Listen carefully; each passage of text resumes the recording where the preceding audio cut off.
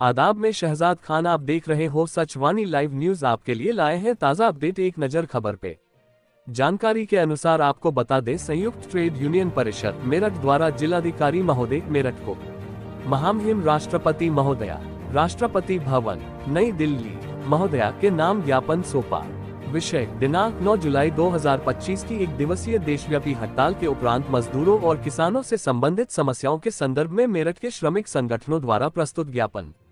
संयुक्त trade union परिषद मेरठ, जो कि मेरठ स्थित केंद्रीय सरकार, राज्य सरकार, बैंक, बीमा कर्मचारी, ट्रेड यूनियन, निगमों, किसानों, खेत मजदूर समेत आम जनता के सभी हिस्सों का एक संयुक्त मंच है, के द्वारा मजदूरों, किसानों, छात्रों, नौजवानों समेत देश की आम जनता से संबंधित समस्याओं, विषयों पर केंद्र राज्य सरकार का ध्यान आकर्षित करने के लिए देश के 10 केंद्रीय श्रमिक संगठनों तथा स्वतंत्र फेडरेशनों, जिसमें बैंक एवं बीमा भी शामिल है, के आह्वान पर दिनांक 9 जुलाई 2025 को एक दिवसीय देशव्यापी ताल आयोजित की गई तथा आयुक्त कार्यालय मेरठ के नजदीक स्थित चौधरी चरण सिंह पार्क से एक जुलूस निकालकर जिलाधिकारी कार्यालय के प्रांगण में स्थित धरना स्थल पर प्रदर्शन आयोजित किया गया एवं सभा का आयोजन किया गया तथा सभा द्वारा यह अनुभव किया गया कि भाजपा के नेतृत्व में केंद्र में सत्तारूढ़ N0D090 सरकार तथा जो कि लगभग 11 वर्ष से देश में शासन कर रही है, के द्वारा सबका साथ सबका विकास एवं सबका विश्वास के नारे के साथ समावेशी विकास का वादा किया गया था, परंतु उसका विकास चंद चुने हुए कॉर्पोरेट्स पूंजीपतियों तक ही सीमित है। इन्हीं नीतियों का परिणाम है कि ऑक्सफोम की रिपोर्ट के मुताबिक हमारे देश में मात्र 13 बड़े धनिकों के पास देश की आधी आबादी यानी 65 करोड़ लोगों की संपत्ति के बराबर संपदा जमा हो नहीं है।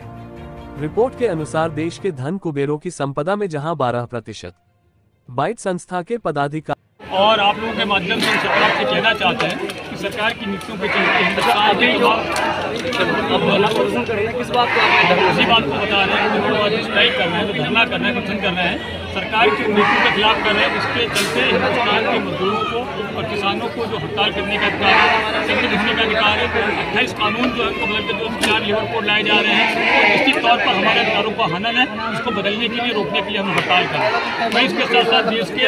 तमाम लोगों को रोजगार मिलना चाहिए, जो पदचारी भर्ती होनी चाहिए, उसका डिमांड कर रहे हैं। हम ये भी बात कर रहे हैं कि बेसल के कर्मचारियों को लाभ कमाने के बावजूद उनके वेतनमानों जो संशोधन 2017 से लंबित है वो नहीं किया जा रहा है, वो होना चाहिए। 2004 से जो पेंशन को समाप्त कर दिया गया है वो पेंशन स्टोर होनी चाहिए। हम ये भी डिमांड कर रहे हैं कि हर डिपार्टमेंट में नियमित भर्ती होनी चाहिए। हम ये भी डिमांड कर रहे हैं कि एनटीपी योजना बंद होनी चाहिए, कॉन्ट्रैक्ट की योजना कम होनी चाहिए, आउटसोर्सिंग बंद होनी चाहिए। और हम सरकार से ये भी कह रहे हैं कि इस देश के अंदर अमन, शांति, चैन बहाल होना चाहिए। हिंदुस्तान की जनता अमन चैन पसंद है, जो चाहती है कि देश खुशहाली के रास्ते पर रहे, परंतु सरकार चंद पूंजीपतियों को प्रॉफिट कमाने के नाम पे, उनकी तिजोरियों को भरने के नाम पे, तमाम पब्लिक सेक्टर को बेचने की जो साजिश कर रही है, उनको खत्म करने की जो साजिश कर रही है, उस साजिश के खिलाफ आज हिंदुस्तान के किसान और मजदूर 25 करोड़ लोग सड़कों पर निकल के आज हड़ताल करके सरकार की नीतियों को एक्सपोज करते हुए सरकार से डिमांड कर रहे हैं कि अब बहुत कुछ हो चुका।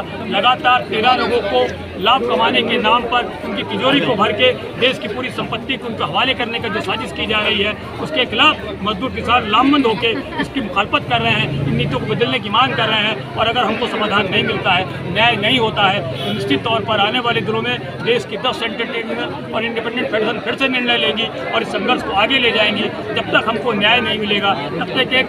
न्यायपूर्ण समाज की व्यवस्था नहीं हो जाती है, हमारा संघर्ष आगे बढ़ता रहेगा। इंकलाब जिंदाबाद।